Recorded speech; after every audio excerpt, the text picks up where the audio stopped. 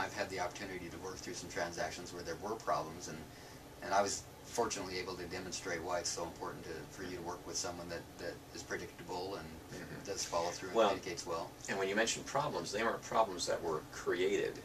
These were problems that existed based on the circumstances of the buyers. And so they had to provide more information to work through this. The roadblocks were, based on the information they had and the history of these buyers, it looked like it couldn't go further. It just looked like there was a dead end. That was a problem. That was a problem. That was a problem. But the problem was solved because you kept going after every possible option to see that they could qualify and get that loan, because you believed that all of the information they'd shared with you made them prime candidates for a home loan. It made sense. That there should be no reason why they shouldn't. Right. And so, armed with that information and armed with your belief in those clients, you went, I think, above and beyond working that transaction to get it to come to fruition.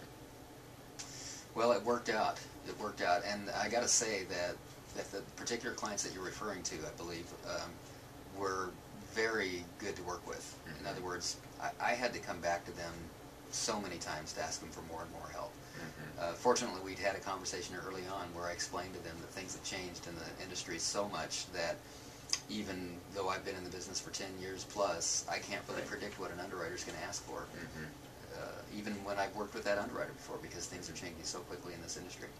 But the one thing that remains consistent is that if it makes sense, if a client should be able to get a loan because it's a common sense, makes sense sort of thing, as long as I don't give up, there's usually going to be a way for us to figure out how to do it, especially if we're working as a team.